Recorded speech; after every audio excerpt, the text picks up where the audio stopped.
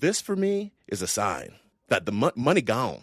When this is what is happening out there, we're like people are looking for anywhere to put in money because the good places are gone.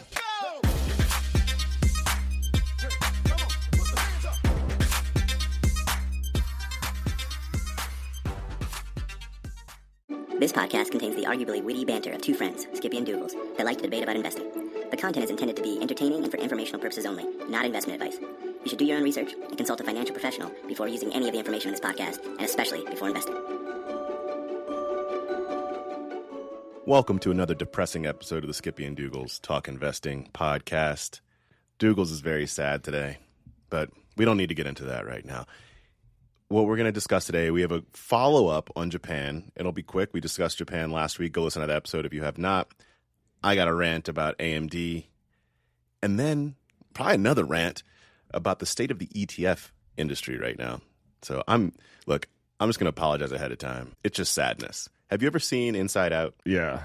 I'm just a blue ball of goo walking around.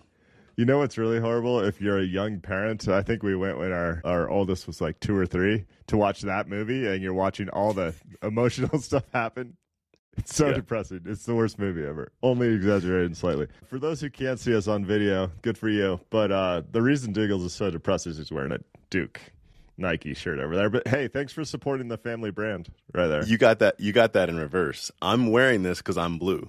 I'm very sad. Like literally, it's just taken over my whole existence. Listen, Nike's latest shoewear line, they have a couple things that drop next week. Oh my goodness, am I feeling good about that investment. Get on Nike.com right now, dude. Holy cow. All right, Japan. Get this. We talked about it last week, how they made decisions that made it very obvious, and some of this was out of their control, like the population demographics, that their currency was going to lose value over decades. It's just the nature of how they ran their monetary policy. And so what we talked about last week is what that means for their current generation, what that means for tourism to the economy, which is up like 5 or 6 times in the past 20 years. This week, I just saw one thing I had to close the dots on. Kyoto City Council did a 10x increase on their nightly hotel tax to $66 a night. So is that like a resort fee? Basically, for the whole town, okay. Right? If you've ever looked at booking hotels in Kyoto, even 2 years ago, you'd find that they're very expensive for what you get. Now they're going to be significantly more expensive. And it's just this trying to find this right balance of, hey, everyone wants to come see our beautiful city, but we're not huge fans of that. And so we're going to put a tax on their head. What I want to know, and maybe I'll do this in a year, is how many people in Kyoto can basically relax and chill and just collect money from tourists and hopefully have a better life because of it. I wonder how our boy David is feeling about this right now over in Japan. Yeah, me too. I'd be curious. We might have to bring him back on for that second book. Yeah. Is that out? Is that next book out? No, it comes out in a couple months, I think. Okay, so maybe we'll wait till after that happens. Yeah. That was the exciting part of the episode, just so everyone Gosh, you're really is aware. Yeah, you're really down. I am. I'm really down. I'm so confused. And then the reason I say confusion is because when I feel like I'm not confused, it's saddening and maddening. Anyway. Yeah, I'm confused until I connect the dots, and then I'm incredibly depressed. Yes, that's the whole thing. So which would I prefer? Which would I prefer? AMD, everyone saw this week, AMD signed a deal with OpenAI. You might recall 2 weeks ago, I think, 2 or 3 weeks ago, there was an OpenAI deal with Oracle. At that point in time, we went, OpenAI does not have the money, and it's not foreseeable for them to have the money to fulfill this deal with Oracle. So what do? You create another deal. But now, how are you going to fulfill this other deal? Not only are they buying compute, but now they could potentially have warrants to buy part of 10%, in fact, of AMD as a company. Warrants, for those that are not clear, you can just think about them as options. They operate a bit differently, but similar enough. Then AMD stock goes up like 20+% that day. What the heck? It's pretty similar to what happened to Oracle, and we detailed how that was a mess many episodes. What's going back. on? Explain it to me. Well, no, this whole I don't want to. You'll be more depressed. The whole we agreed to buy. We have an agreement with you, so you can buy our product and we can buy your product, basically. And here, I'll try and say it more simply because it's so cyclical. All the revenues flowing are so cyclical. It feels like we're on an episode of Punk'd. And for those who are fans of The Big Short, the Michael Lewis book or the movie, I keep thinking, and I know a lot of analytical investing folks are thinking this, like, oh, now's the perfect time to read all these 10Ks, draw out all the revenue flows, and figure out like what the great counter bet is, and turn, whatever, tens of thousands, hundreds of thousands into tens of millions. You know what, Doogles? I don't want to. It's too freaking boring and depressing. I have no desire. Well, and I already know what the outcome is. Oh, yeah. There's a bunch of good visuals going around that shows how revenue flows from Microsoft to OpenAI, but then Microsoft owns some of the profits coming back from OpenAI, and then OpenAI is partners with NVIDIA, and they're also partners with AMD, who happen to be competitors, and then Oracle's building stuff that they don't have, and Google's out here making their own chips, and then nonsensical. Like, just complete garbage. I mean, it's true, but the concept behind it is complete garbage. Two things. The first thing I'll say is Kara Swisher. I don't know if you heard this. So Kara Swisher this week was talking about how everyone's propping each other up with the same $5. And she said she was talking to someone and called it a round tripping. Like, this goes to that, this goes to that. And they called her rude. And her response was, oh, would you rather me call it a circle jerk? Family podcast. So that's the first thing. I just thought that was good. The second thing is, it's really healthy, especially in investing when your money is involved. It's really healthy to step back and try and look at things objectively and like write it down for yourself. Explain what's happening, because you can get caught up in this narrative so easily. And if someone was explaining to you, you had no other detail. If someone was explaining the situation to you, and then you went, okay, but let's just say this technology does take off. Let's imagine the best case scenario. Who's sitting at the center of it? You go, oh, it's a nonprofit. Would that, like, no, I know. However, like, it's not even the organization that I'm putting NVIDIA aside for a second. The organization sitting at the center of this, you can't even fully explain what it is. That's confusing. And it's literally at the center of the whole thing. Not even just what we're describing right now. But I was looking at, I don't know if this is fully real or not, but there was some quote-unquote leaked document that came out that showed the biggest users of tokens from OpenAI, corporate users. And when I was looking at that, I was like, oh, crap. It's like, this isn't even the organizations that we're talking about. It's like Duolingo was at the top of the list. So if anyone can fully just come and cleanly explain to me what OpenAI is, what their org structure is, how the heck they're taking investment, if you can explain that, I'll give you a Snickers bar, because you can't. I mean, Sam Altman can't do that. No, he can't. It's not clean. And that is at the center of not just these deals that we're talking about. That's also at the center of how effectively the next internet, let's just call it, is operating. This is why I felt like when I was looking this week, I went, if OpenAI doesn't become a utility, I don't know how all of this works. Because if you think about this in internet terms, it's like if someone owned HTTP protocol, you'd go, ooh, that's kind of rough. No, but there's issues here. The easy comparisons to past bubbles carry some weight with valuations and with the hype around this technology.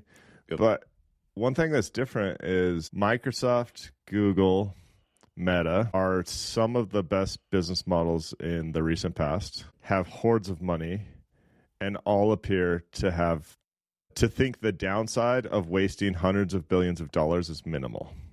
So there's more runway from at least those three players than there was potentially in the dot-com bubble. I think Meta and Google, Microsoft's a tougher one. I think Meta and Google are happy for this to be a loss leader, potentially for 3 years, right? Yep. They have the cash to do it, and they have incentive to make sure that they own top-tier technology. But Meta's is already open source. There's already a bunch of quality open source models out there. The most baffling thing for me is it really goes back to OpenAI. How is OpenAI worth $500 million on the private market? Like, who is ever going to pay? I don't know. That's where you were saying to me off pod, you were saying the cyclically adjusted price to earnings ratio. Cape could go to 60. It's about 40 right now. No, it can't. Explain to me. I'm not saying that from a perspective of I don't believe that the narrative could continue for a while, because I do. People get caught up in hysteria all the time. It's not about that. It's like, where the heck does all this money come from? At some point, the check comes due. It has to. So I think here's the larger point. There is analysis in the past couple of weeks that suggests if you take AI spending out of GDP, we're actually already contracting, right? So if the AI boom is not happening, we're in a recession. I think that's pretty easy to connect the dots on. I contend that my business and other businesses are happy to pay a small incremental amounts for AI models to be built into the tools we already use, whether that's Salesforce or ServiceNow or Google Docs, whatever. I contend there is revenue to be had there. It's minimal. Like, it's 5% more than we currently pay. Yep. There are some businesses, certainly, with slam dunk business cases, consultants and customer service people who would be happy to pay more than that. But the only way they do that is if they are able to cut their staff significantly. So again, the total business pays less. I think the point I'm trying to make here is there's not this pot of gold that's $3 trillion that OpenAI is the only competitor for that makes it a slam dunk, successful, profitable business 5 years from now. It doesn't exist. There's too much competition. There's tough economic conditions across the world. Yeah, no, exactly. And so if you let's just take your cape for, I just want to do some quick math. So sorry if this is wrong, but I want to do it quickly. You take your cape point. Earnings are not going to increase that fast in the short term. So let's just say earnings stay the same for the next 2 years. Whatever. I know that won't be exactly right. If that's the case. Yeah, well, let's just say that's the case. So in that case, price would have to go up by 50%. Okay? All right, so if you say the market capitalization of the S&P 500, let's just stick there, has to go up by 50%. If you take, I'm looking at the weighting of the S&P 500 right now. If you take the top 5, which is NVIDIA, Microsoft, Apple, and Amazon, and Meta, that's roughly 25%, roughly. So 25% of the S&P 500 is in those top 5 names. If all of them are supreme winners, narrative takes over, and every single one of them doubles over that time period, you are still not nearly close to the 50% that you need of an increase. And so really the bet that the two bets you're making, let's just stick with those 5 organizations. You need those 5 organizations to become something like 60, 70% of the S&P 500. Okay, if they double, you get halfway there. So those 5 double, and then you just need the rest of the stock market. Unfortunately, a fair amount of those companies are completely unprofitable. So you need those companies to double.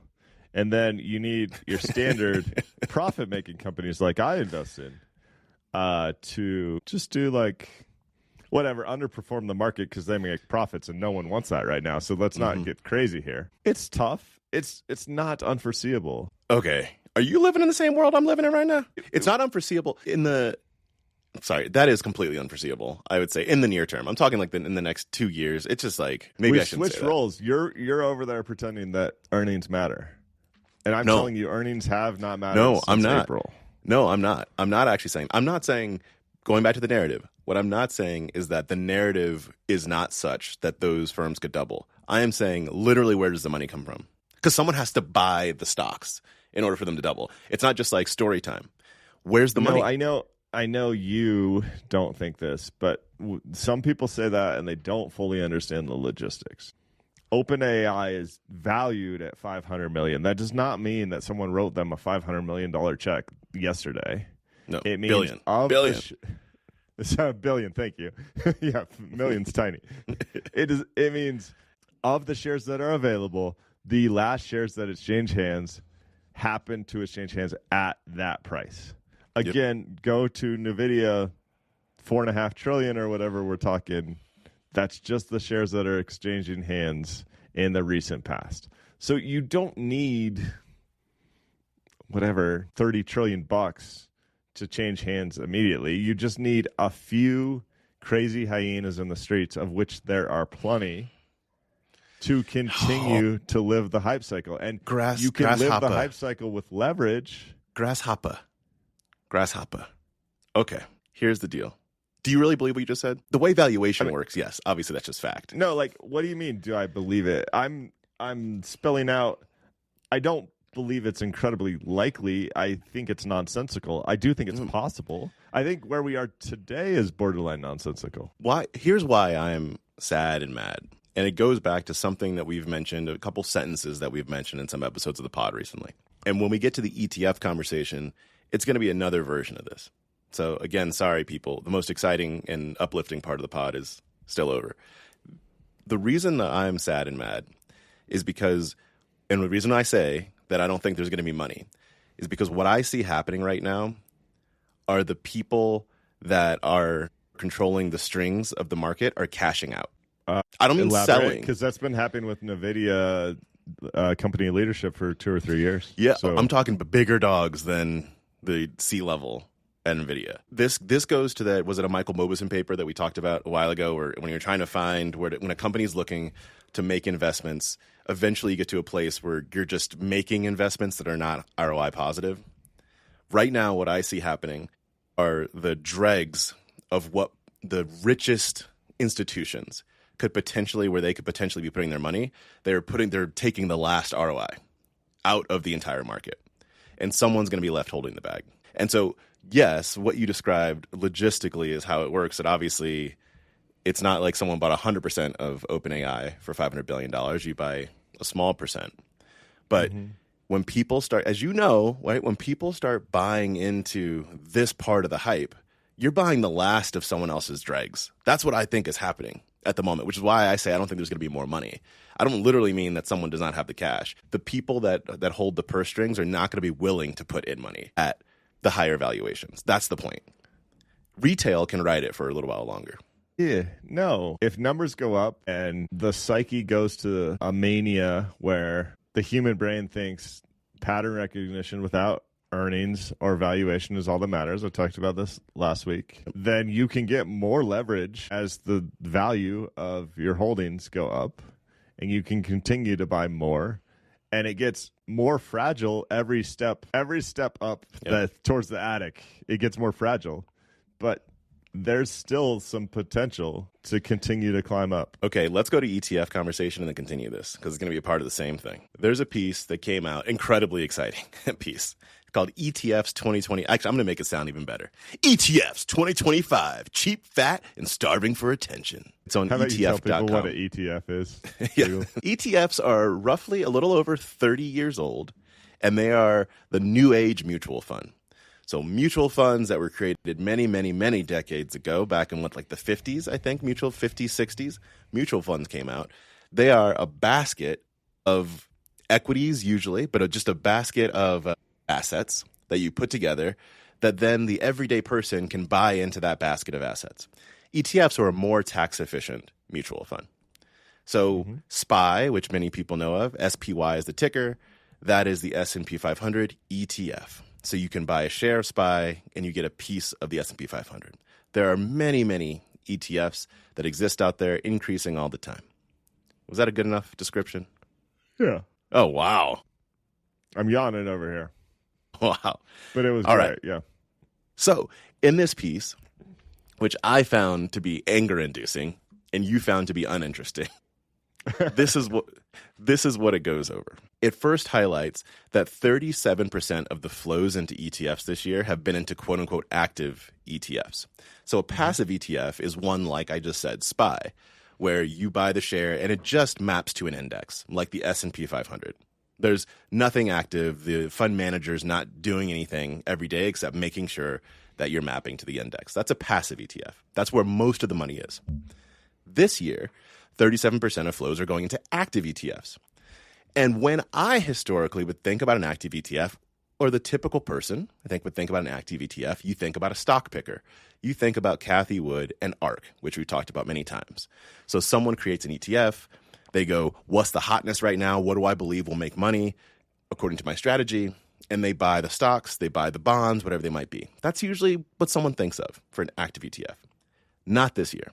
According to this piece, this year, nearly all of the flows into active ETFs are not going into stock picking ETFs.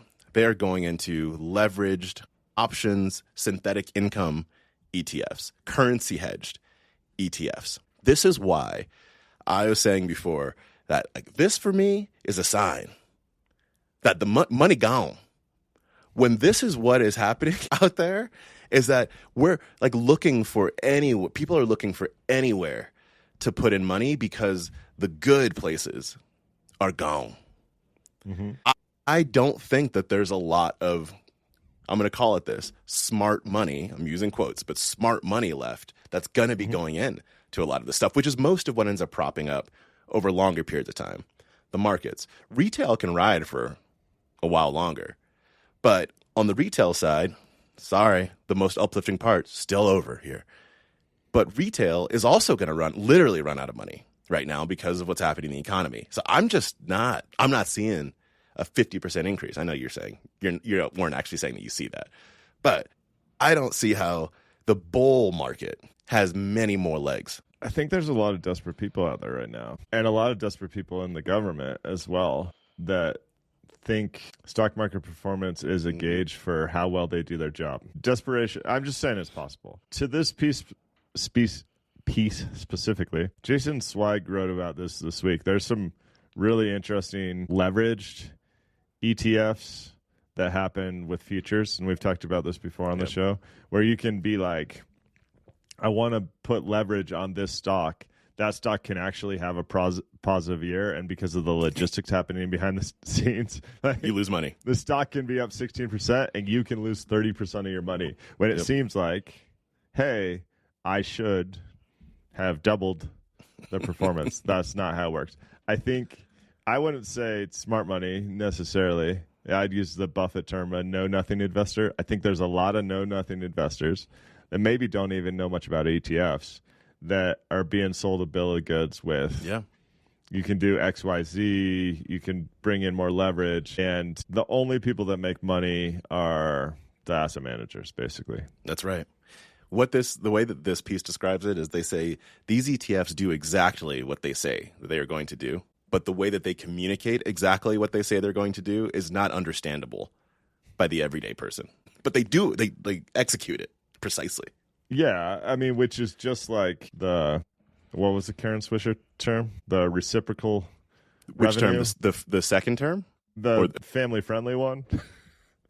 I said round tripping, I think is what she called it. Yeah, I mean, that's just like all these diagrams of the money flows between all the major AI tech players right now.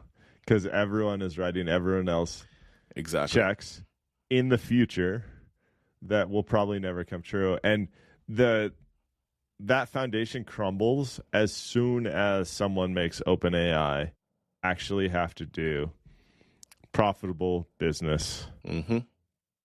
Like, my search that costs them 35 cents. Yeah. They actually have to make me pay 40 cents. And the added value for me is less than a penny for that. So I'm never going to pay 40 cents for it. The unit economics, Yep. I don't think work anytime soon. And I think as soon as the unit economics are forced to work, people will go to the free, almost just as good open source models, sometimes on their local computer, sometimes elsewhere, or the stuff that runs for half a penny because it's out there now. So who runs out of money first? That's the question. Or who either runs out of money or is unwilling to pay whatever the next bill come due. And that's it. If I were a betting man, which I am, but I'm not going to make this bet, I would bet that Oracle will not be a company 10 years from now, maybe even 5 years from now. That's a fascinating bet. I mean, I would think the name is at least still around and being bought up by some crypto scammers to go to jail, like Bed Bath & Beyond. Yeah. Oracle's a perfect example of this whole thing. Allison's old. He doesn't really care about money. I mean, he probably wants a new yacht because he always does. Always. like they're leveraged to the hilt. And Yep. I think they're just having fun with it. It's been a good run, Betty. Let me say this and we'll move on. There feels like there's a secondary bubble happening in power generation right now. Data centers, right? Yep. Oh my goodness. Can't get enough power. Some of those companies have only put a shovel in the ground and had good marketing, like you've detailed previously. Some have decent expertise, and I understand the desire. Like that would be a fun bubble to ride if it was monopoly money, right? Yep. To me, it goes back to the same question. That works until the unit economics of each AI search have to work. Yeah. And then exactly. that immediately stops. And the other thing that's really interesting, some of this is blown up because of what's happening with inflation, but if you look at the trends of electricity costs in the past 2 years across this country, they're pretty drastically up. That would only continue if we use more power, and it takes 3 to 5 years to bring additional power sources online. Yep. So in that case, even if you find a way for the unit economics to work, and OpenAI can actually still write your checks, and Microsoft can still write your checks for the data centers, who have to write the checks to the power providers, goes cascades from there. There still could be a revolt with just your average homeowner. Yeah. Like, there honestly could be. I know 2 potential data centers that were canceled this week because the local community got their pitchforks out and said, no, this is not happening. Like, there's no reason that we need to take our limited resource of power and do Google search queries. I don't know. It does seem really fragile, and this is why you've made me depressed. Fragile. Yeah. You're welcome. You're welcome for my sadness and my madness, to add to your sadness and madness. Perfect. I was trying to say something happy to end the show. Not really, though. I read Morgan House's new book. It's depressing as it all can be, but we always recommend Morgan's stuff. That's it. We'll talk to you next week. Oh, my goodness. Wow. Bye, everybody.